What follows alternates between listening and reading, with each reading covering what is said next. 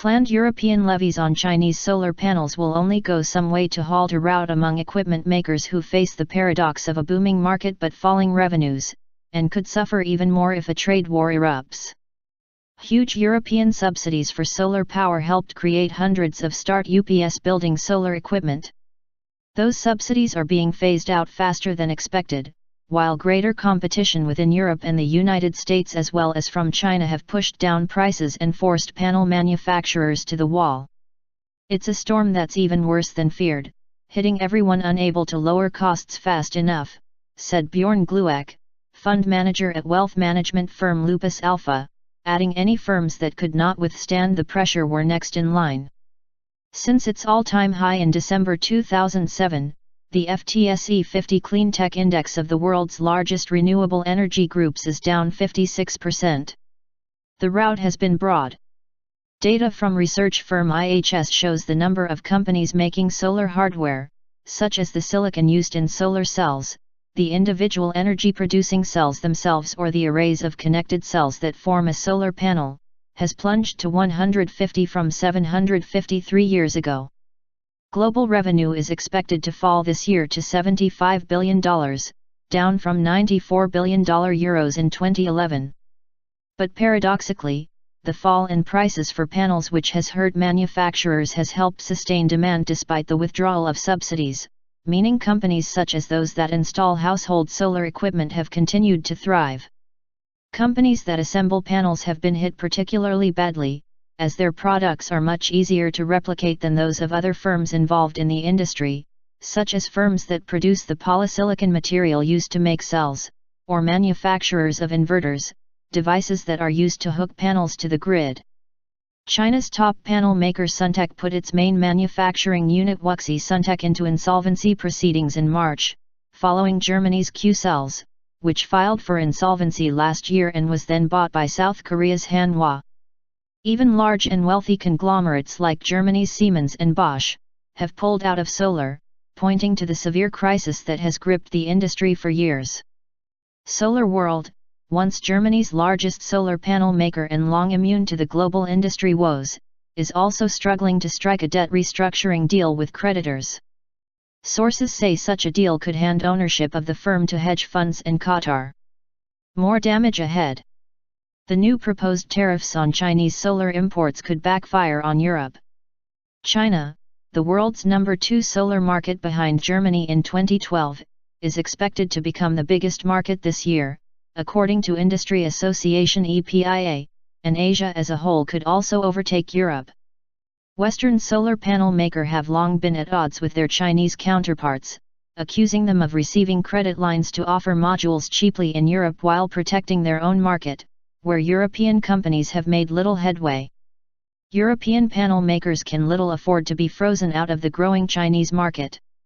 China has already threatened in the past to put punitive tariffs on EU exports of solar-grade polysilicon, a move that would hit companies such as Germany's Wacker Chemie, the world's number 2 maker of the material. This situation is weighing on the market, the group's chief executive Rudolf Staudigl said earlier this week. Capacity boom. Yet despite the bloodbath among companies in the manufacturing sector, solar capacity is being sold and installed at record rates. There are still good reasons to invest in panels themselves, if not in the companies which make them. Europe is still aiming to make 20% of its energy from renewables by 2020, from about 13% in 2011. This year, the volume of installed panels around the world is expected to rise at least 12.5% to more than 35 gigawatts, according to data from electronics consultancy IMS Research. That is still only equivalent to about 0.2% of global electricity production. The conflicting trend of growing PV, photovoltaic, installation volumes accompanied on the other hand by falling revenues will challenge solar companies to continue to reduce their cost structures, said Ash Sharma, Director of Solar Research at IMS parent firm IHS.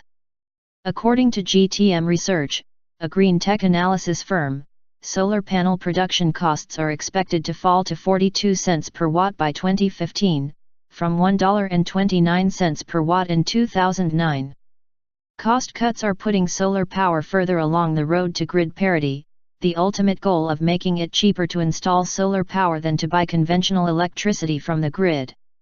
Solar companies have launched cost-cutting programs, ranging from job cuts and factory closures to reducing of investment into research and development.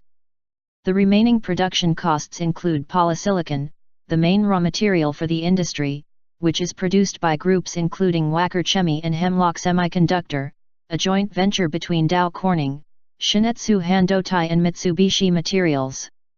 The solar panel glut and consolidation is reminiscent of the computer chip industry, which suffered massive price drops as Asian manufacturers took on US and European incumbents. The problems for solar equipment manufacturers have been exacerbated by feasting on subsidies, only to see them taken away as the market has taken off. With costs still higher than coal or natural gas, demand for solar power has been spurred by rules that subsidize payments to those who generate power and feed it into the grid, so-called feed-in tariffs. But those subsidies have been withdrawn faster than expected.